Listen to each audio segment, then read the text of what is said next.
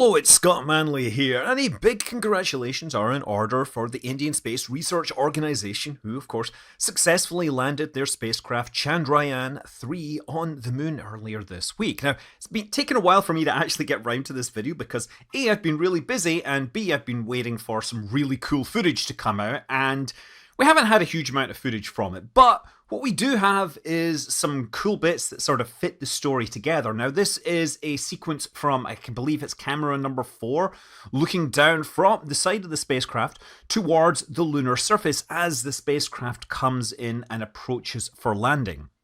Now, the quality we have for this is not great. This was posted to Twitter. I haven't been able to find it on their website. And also, they've decided to do this sort of blending frame transformation whereby they show the frame and they blend it together with the neighboring frames, which kind of makes it hard to tell what's going on.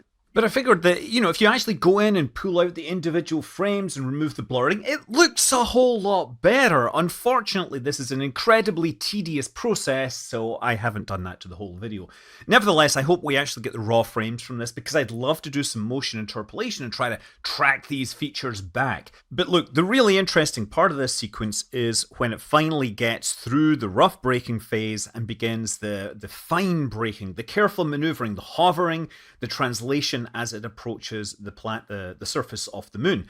And the way you know it's in this phase is the spacecraft really changes orientation and then pauses for a moment as it surveys the landing site, makes a translation, and eventually descends onto the surface, making some adjustments here and there. And then right at the end, we get a little flash of those thrusters kicking up the regolith in a way that only Chinese spacecraft have managed in recent years. And of course that meant much celebrating, not just around the control room, but around India in general. And of course, Prime Minister Narendra Modi, of course, waving a flag on the screen because he couldn't be there because he was at the BRICS conference. I noticed they put Prime Minister of India on the screen so that I wouldn't accidentally call him the president like I did during the Chandrayaan-2 event. My favourite celebration video was this one showing ISRO chief getting down on the dance floor. If Bollywood movie productions can have big song and dance numbers, why can't their space program? Unfortunately, yeah, this video is totally nothing to do with this particular event, but nevertheless, I bet there was some dancing going on. Of course, the spacecraft couldn't stop to celebrate, it had to get right to work. Its time on the surface is limited by the sunlight. When the sun goes down, the spacecraft is probably not going to wake up again. So it begins by deploying the ramp for the rover. The rover deployed a solar panel and is lowered down the ramp. There's actually wires that are used to slowly lower this down towards the lunar surface. Now, if you look carefully at the wheel nearest the camera, you might catch that there's some features on it designed to leave imprints in the lunar soil. JPL, of course, has been doing this with their Mars rovers, but it looks like the logo here is the ISRO logo, and assuming nothing has changed, the other side will have the Ashoka lions. This is from a video about the rover on Chandrayaan-2, which left an entirely different kind of imprint on the moon. Now, it looks like the rover spent a day or so at the bottom of the ramp, probably checking systems out, charging its batteries before it finally proceeded out beyond, the immediate vicinity of the lander and turned itself. Why did it turn itself? Well, that vertical thing coming up, those are the solar panels, and you notice that it turned to align its solar panels with the sun. We can get an idea of how long the rover deployment took by looking at the shadows. Here's it at the top of the ramp. Here is what it looks like when it had moved further down the ramp, and you see the shadow of the lander is starting to come down, and by the time it's moved a long way out, the sun is much higher up. So, presumably with full consideration given to the rover's limited lifespan, it's going to set out at some point and start trying to do science on things. The two instruments that it has is an alpha particle X-ray spectrometer where you hit a rock with alpha rays and you check the X-rays that come off. And then there's the light-induced breakdown spectroscope which hits the rock with a laser and sees what kind of light comes off. Also, for those wondering, it has a range of about 500 meters, so there's no way that it's going to get over and meet the Chinese U-2 rover.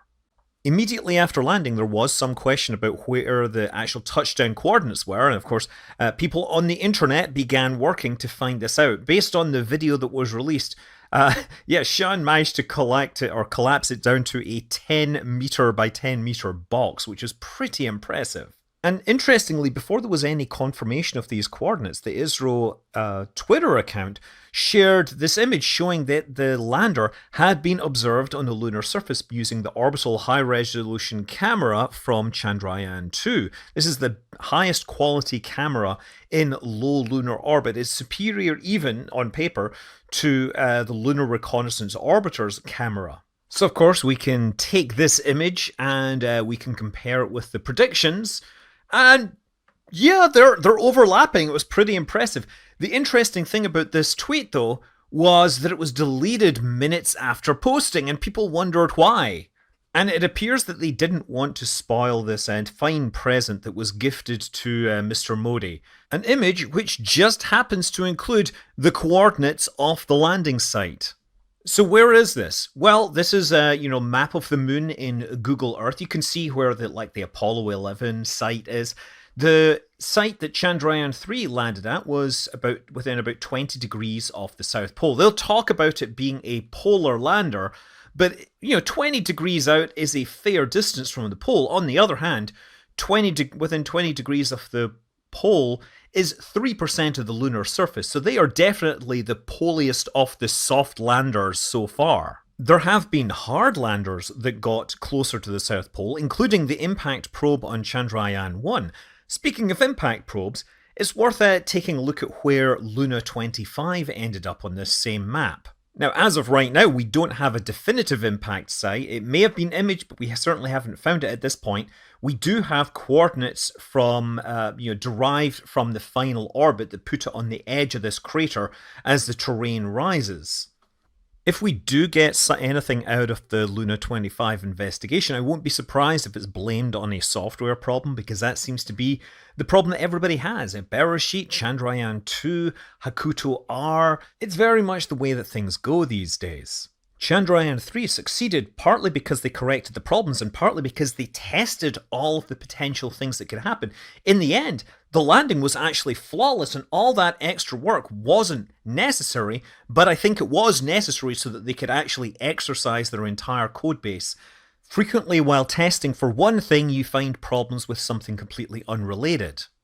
So finally, I want to finish with some actual science that we have got out of Chandrayaan-3. They've now published this morning from the CH3 instrument. This is a device which puts a temperature probe into the soil to a depth of a few inches, 10 centimeters or so, and it's measuring the temperature as it goes down, because the lunar surface is a very poor thermal conductor, and while the temperature on the surface may be 100 Celsius. As you go down, 80 millimeters under the surface, the temperature has dropped below 0 Celsius.